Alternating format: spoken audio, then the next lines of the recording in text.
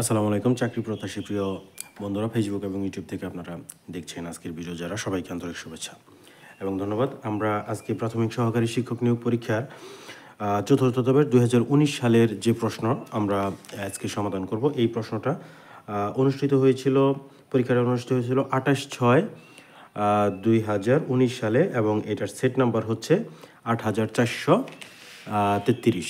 8433 এটা হচ্ছে set number. তো আমরা আজকের এই প্রশ্ন থেকে আমরা ইংরেজি অংশটা সমাধান করব। সবাই আশা করি শেষ পর্যন্ত সাথে থাকবেন এবং ইনশাল্লাহ উপকৃত হবেন। 6 নম্বর প্রশ্ন হচ্ছে প্রথম ইংরেজি প্রশ্ন আমাদের এখানে। এটা হচ্ছে, এখানে বলা হয়েছে যে বটম লাইন অর্থ কি। বটম লাইন মিনস কি বোঝায় বটম লাইন দিয়ে? বটম লাইন একটি ফ্রেজ, এর অর্থ হচ্ছে গুরুত্বপূর্ণ বিষয়, অর্থাৎ বটম লাইন হচ্ছে মূল আলোচনার বিষয়, কোনো একটা ধারণা বা কোনো একটা আলোচনার সারমর্ম, বটম লাইন গুরুত্বপূর্ণ বিষয়। অপশনের দ্য এসেনশিয়াল পয়েন্ট গুরুত্বপূর্ণ বিষয় একই অর্থ বহন করে। গুরুত্বপূর্ণ আরও কিছু ফ্রেজ, বাই অ্যান্ড বাই হচ্ছে গ্র্যাজুয়ালি, ক্রমশ। Fish out of water, a person in an uncomfortable position. Eagle eye, careful attention. তো এইখানে দেখেন যে বটম লাইন শব্দের অর্থ, তাহলে কারেক্ট আনসার কি আমাদের, যে দ্য এসেনশিয়াল পয়েন্ট। কিন্তু বাকি অপশনগুলো হচ্ছে আপনার হচ্ছে যে এখানে দ্য এসেনশিয়াল পয়েন্ট, আচ্ছা, একই বিষয় বহন করে। গুরুত্বপূর্ণ আরও কিছু ফ্রেজ, মানে এই ধরনের কয়েকটা গুরুত্বপূর্ণ ফ্রেজ যেগুলো পরীক্ষায় আসার মতো, সেগুলো নিয়ে একটু আলোচনা করা হয়েছে এখানে। বাই অ্যান্ড বাই মানে হচ্ছে গ্র্যাজুয়ালি, ক্রমশ বা ধীরে ধীরে, by and by. Fish out of water মানে একটা মাছকে যখন আপনি পানির বাইরে নিয়ে আসবেন, তখন কিন্তু সে একটা অস্বস্তিকর অবস্থার মধ্যে পড়বে। So a fish out of water, এটার অর্থ হচ্ছে এ person in an uncomfortable position, অর্থাৎ হচ্ছে একটা ব্যক্তি যে আনকমফোর্টেবল মানে হচ্ছে যে অস্বস্তিকর অবস্থার মধ্যে আছে, তাকে বোঝাইছে। আর ইগল আই হচ্ছে কেয়ারফুল অ্যাটেনশন। ইগলের নজর খুব তীক্ষ্ণ, অনেক দূর থেকে সে মানে হচ্ছে দেখতে পারে বা তার শিকারকে আক্রমণ করতে পারে। এই জন্য ইগল আই, এটার অর্থ হচ্ছে কেয়ারফুল অ্যাটেনশন, খুব যত্ন সহকারে যে মনোযোগ দেওয়া, এটা হচ্ছে কেয়ারফুল অ্যাটেনশন। সো এটা হচ্ছে আমরা কেয়ারফুল অ্যাটেনশন। আচ্ছা, যাই হোক, এটা নিয়ে আমরা আলোচনা করলাম। এখন এরপরে হচ্ছে করিম অ্যাজ ওয়েল অ্যাজ রহিম ড্যাশ প্রেইজ। দেখেন দেখা যায় কিনা, করিম অ্যাজ ওয়েল অ্যাজ রহিম ড্যাশ প্রেইজ। এখানে কারেক্ট আনসার হচ্ছে কোনটা? দেখেন, অ্যাজ ওয়েল অ্যাজ এবং অ্যালং উইথ দ্বারা দুটি নাউন বা প্রনাউন যুক্ত থাকলে কনজাংশন এর পূর্বের নাউন বা প্রনাউনকে সাবজেক্ট হিসেবে গণ্য করতে হয়। তাহলে দেখেন, এটা কিন্তু অ্যান্ডের মতো না, মানে অর্থ এবং বোঝায়, অ্যান্ডের মতো বোঝায়, কিন্তু অ্যাজ ওয়েল অ্যাজ দিয়ে যদি দুইটা নাউন বা প্রনাউন যুক্ত করা হয়, এই যে দেখেন অ্যাজ ওয়েল অ্যাজ দিয়ে করিম এবং রহিমকে যুক্ত করা হয়েছে, তাহলে এই যে দুইটাকে যুক্ত করা হয়েছে, এখান থেকে কিন্তু এই করিমকে সাবজেক্ট ধরতে হবে, অর্থাৎ করিম সিঙ্গুলার, তাহলে সাবজেক্ট হবে সিঙ্গুলার। তাহলে আমরা এখানে কারেক্ট আনসার আমরা কোনটা ইউজ করব? দেখেন, কারেক্ট আনসার এখানে 7 নাম্বারের জন্য কারেক্ট আনসার আমরা খ ইউজ করব, কারণ খ হচ্ছে সিঙ্গুলার ভার্ব। তাহলে আমরা বলবো করিম অ্যাজ ওয়েল অ্যাজ রহিম ডিজার্ভস প্রেইজ, মানে হচ্ছে প্রেজেন্ট ইনডিফিনিট টেন্সে সাবজেক্ট যদি থার্ড পারসন সিঙ্গুলার নাম্বার থাকে, তাহলে ভার্বের সাথে এস বা ইয়ের যুক্ত হয়। এখানে তাই হয়েছে, কারণ subject third person singular number ধরা হয়েছে। তো অ্যাজ ওয়েল অ্যাজ এবং অ্যালং উইথ, এই দুইটার জন্য আপনারা নিয়মটা মনে রাখবেন যে প্রথম সাবজেক্ট অনুযায়ী ভার্ব নির্ধারণ করতে হবে। এটা হচ্ছে আমাদের 7 নম্বর প্রশ্ন আমরা সমাধান করলাম। এখন এরপরে আমরা আমাদের ইংরেজি প্রশ্ন আছে হচ্ছে 10 নম্বরে ইংরেজি প্রশ্ন হচ্ছে, এখানে বলা হয়েছে যে what is the noun of deny. ডিনাইয়ের নাউন কি? ডিনাই হচ্ছে অস্বীকার করা, শব্দটি ভার্ব, মানে অস্বীকার করা, তার মানে হচ্ছে এটা একটা কাজ। এটার নাউন হচ্ছে ডিনায়াল মানে অস্বীকার। সো কারেক্ট আনসার হচ্ছে খ নাম্বার। রিফিউজ, এটা হচ্ছে ডিনাইয়ের একটা প্রতিশব্দ, এটাও ভার্ব, প্রত্যাখ্যান করা। আর ডিনায়েবল হচ্ছে প্রত্যাখ্যানযোগ্য, এটা হচ্ছে একটা অ্যাডজেক্টিভ। আচ্ছা, যাই হোক, এরপরে হচ্ছে আমরা 13 নম্বর প্রশ্ন আমরা সমাধান করব। 13 নম্বর প্রশ্নের মধ্যে আমাদের যে ইংরেজিটা যে প্রশ্নটা বলা হয়েছে এখানে, সেটা হচ্ছে যে 13 নম্বর প্রশ্ন দেখেন আপনারা। 13 নম্বর প্রশ্নের মধ্যে বলা হয়েছে যে এখানে যে প্রশ্নটা করা হয়েছে এনশিওর। এনশিওর মিনস ইনশিওর দিয়ে কী বোঝায়? ইনশিওর মানে হচ্ছে নিশ্চিত করা, এটা কিন্তু একটা ভার্ব। দেখেন ইনশিওর হচ্ছে নিশ্চিত করা, যার অর্থ হচ্ছে মেক সার্টেন মানে নিশ্চিত করা। আর প্রফিউজ অর্থ হচ্ছে প্রচুর। এনকারেজ অর্থ হচ্ছে উৎসাহ দেওয়া। মেক প্রগ্রেস হচ্ছে উন্নতি সাধন করা। তাহলে এনশিওর মানে হচ্ছে কোনটা হবে? এনশিওর মানে হচ্ছে সঠিক উত্তর, এনশিওরের সঠিক উত্তর এনশিওর নিশ্চিত করা, মেক সার্টেন দেখেন ক নাম্বার কারেক্ট আনসার। এনশিওর নিশ্চিত করা, মেক সার্টেন এটাও নিশ্চিত করা। যাই হোক, এখন আমরা পরের প্রশ্নটা এর পরের প্রশ্ন হচ্ছে 17 নাম্বার, যেটা ইংরেজি প্রশ্ন। এইখানে 17 নাম্বারের জন্য আমাদের দেখেন যে প্রশ্নটা হচ্ছে a burning question means. A burning question দিয়ে কী বোঝায়? এটা হচ্ছে একটা idiom and phrase. A burning question দিয়ে কী বোঝানো হয়? তো এ বার্নিং কোশ্চেন হচ্ছে এটি একটি ফ্রেজ যার অর্থ হচ্ছে একটি গুরুত্বপূর্ণ প্রশ্ন, মানে অ্যান ইম্পর্টেন্ট কোশ্চেন। তাহলে এখানে কি বলবো আমরা? An important question. এই খ নাম্বার হচ্ছে আমাদের কারেক্ট আনসার। তাহলে আমরা মনে রাখবো এটা ইডিয়ম এন্ড ফ্রেজ। এই বার্নিং কোশ্চেন মানে হচ্ছে একটা গুরুত্বপূর্ণ প্রশ্ন, অ্যান ইম্পর্টেন্ট কোশ্চেন, এটা মনে রাখবো আমরা। 18 নাম্বার হচ্ছে আমাদের 18 নাম্বারের জন্য আমাদের হচ্ছে দেখেন দেখা যায় কিনা, হ্যাঁ 18 নম্বরে হচ্ছে the study of religion is, অর্থাৎ হচ্ছে ধর্ম নিয়ে পড়াশোনা করা। এটা এই সাবজেক্টটার নাম কি? এই বিষয়টার নাম কি? ধর্ম নিয়ে পড়াশোনা করা, এটার নাম হচ্ছে থিওলজি মানে হচ্ছে ধর্ম নিয়ে আলোচনা করা। দ্য স্টাডি অফ রিলিজিয়ন অর্থাৎ ধর্ম নিয়ে আলোচনা করে যে শিক্ষা বা বিদ্যা, ইংরেজিতে এই শাখাকে থিওলজি বা ধর্মতত্ত্ব বলে। ফোনোলজি অর্থ হচ্ছে ধ্বনিবিজ্ঞান, ধ্বনিবিজ্ঞান। আর হচ্ছে ইটিমোলজি অর্থ হচ্ছে শব্দতত্ত্ব। মরফোলজি অর্থ হচ্ছে অঙ্গ সংস্থান বিদ্যা। আচ্ছা, যাই হোক, 18 নম্বর পর্যন্ত আমরা সমাধান করলাম। এরপরে আমরা সমাধান করব হচ্ছে আমাদের পরের প্রশ্ন 24 নম্বর প্রশ্ন আমরা সমাধান করব এখন। এই 24 নম্বর প্রশ্নের মধ্যে 24 নম্বর প্রশ্ন দেখা যায় কিনা। 24 নম্বর প্রশ্ন, আচ্ছা হ্যাঁ, 24 নম্বর প্রশ্ন হচ্ছে I dash him only one letter up to now. এইখানে আপ টু নাও অর্থ হচ্ছে এখন পর্যন্ত, আপ টু নাও হচ্ছে এখন পর্যন্ত। ফ্রেজটি থাকার কারণে সেন্টেন্সটি প্রেজেন্ট পারফেক্ট টেন্স এ হবে। অর্থাৎ হচ্ছে কিছু কিছু শব্দ কিন্তু সেন্টেন্সের মধ্যে থাকলে সেগুলো প্রেজেন্ট পারফেক্ট টেন্সেই করতে হয়, অন্য কোনো টেন্সে করা যায় না। যেমন শব্দগুলো হচ্ছে ধরেন হচ্ছে অলরেডি, ইয়েট, ইভার, লেটলি, রিসেন্টলি, জাস্ট নাও, এই শব্দগুলো, এবং এর সাথে হচ্ছে আপ টু নাও। এই শব্দগুলো আপনারা খাতায় নোট করে রাখবেন। এই শব্দগুলো যদি সেন্টেন্সে থাকে প্রেজেন্ট পারফেক্ট টেন্সে করতে হবে। সো প্রেজেন্ট পারফেক্ট টেন্স হবে, সুতরাং প্রেজেন্ট পারফেক্ট টেন্স অনুসারে শূন্যস্থানে হ্যাভ সেন্ট হবে। অর্থাৎ I have sent only one letter up to now, এখন পর্যন্ত আমি একটা মাত্র চিঠি দিয়েছি, এরকম অর্থ বোঝায়। তাহলে হ্যাভ সেন্ট হবে। হ্যাভ সেন্ট হলেই প্রেজেন্ট পারফেক্ট টেন্স এখানে বোঝায়। সো এই 24 নম্বরের কারেক্ট আনসার হচ্ছে খ। 24 নম্বর গেল আমাদের। এরপরে আমরা 26 নম্বর প্রশ্নটা সমাধান করব। 26 নম্বর প্রশ্ন 26 নম্বর প্রশ্ন হচ্ছে সিনোনিম অফ ম্যাগনিফিসেন্ট। ম্যাগনিফিসেন্টের সমার্থক শব্দ কোনটা? ম্যাগনিফিসেন্টের সমার্থক শব্দ কোনটা? ম্যাগনিফিসেন্টের সমার্থক শব্দ হচ্ছে স্প্লেন্ডিড। ম্যাগনিফিসেন্ট শব্দের অর্থ হচ্ছে চমৎকার, আর স্প্লেন্ডিড শব্দের অর্থও কিন্তু চমৎকার। সো এটা হচ্ছে কারেক্ট আনসার। এখন 28 নম্বর প্রশ্ন।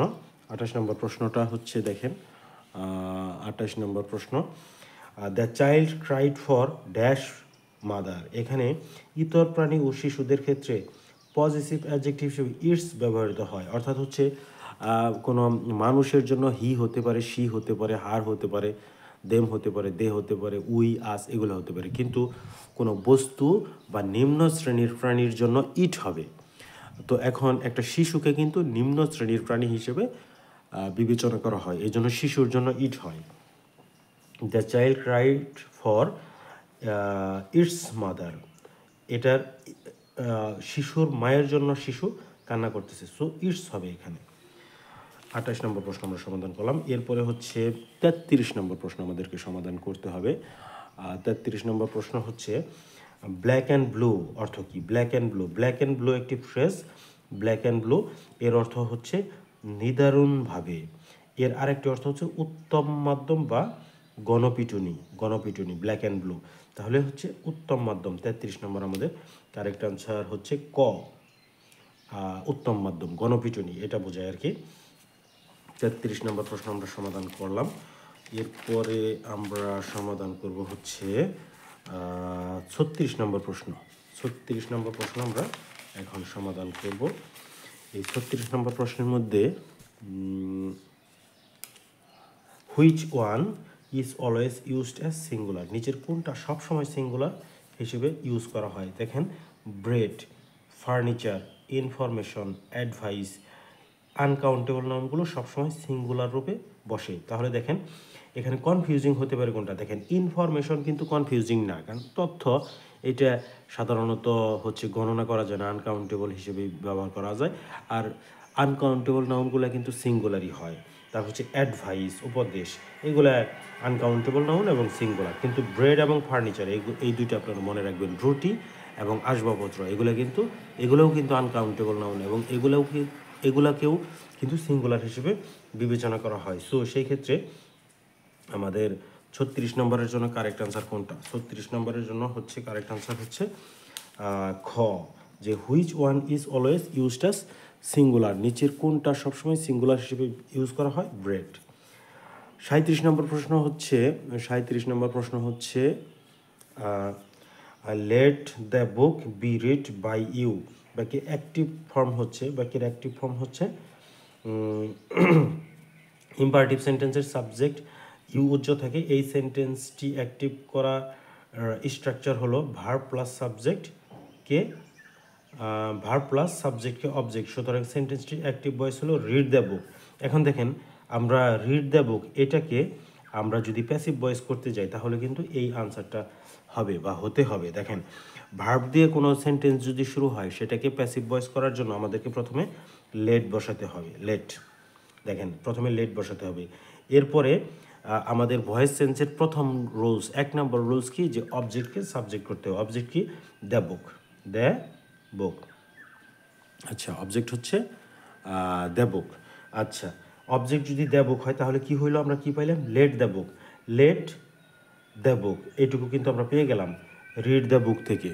আচ্ছা, লেট দ্য বুক। এখন 2 নম্বর রুলস হচ্ছে অক্সিলারি ভার্ব বসাইতে হবে এবং এই ইম্পারেটিভ সেন্টেন্সে অক্সিলারি ভার্ব সবসময় বি বসে। তাহলে লেট দ্য বুক বি আসলো।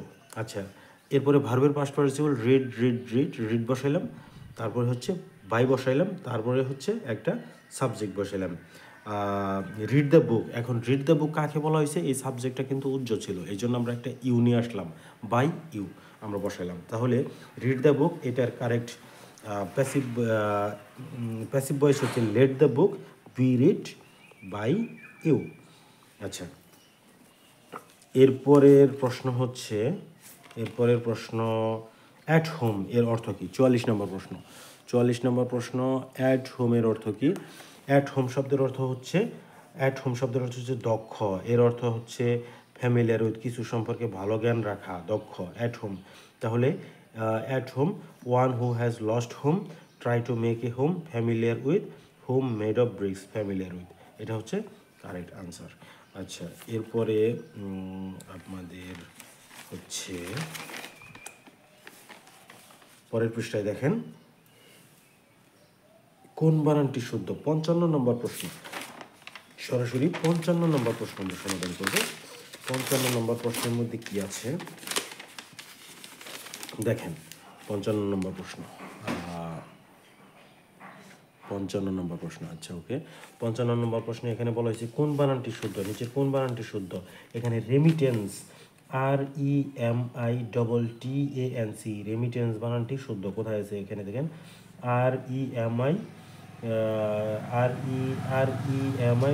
REMITTANC, ঘ নাম্বার, রেমিটেন্স, এই বানানটি শুদ্ধ। বানানের জন্য কোনো রুলস নাই, আপনারা মনে রাখবেন।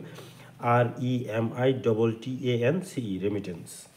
আচ্ছা, 55 পরে আমাদের হচ্ছে সমাধান করতে হবে 65 নম্বর প্রশ্ন। 65 নম্বর প্রশ্নের মধ্যে হচ্ছে আছে I would like dash information please.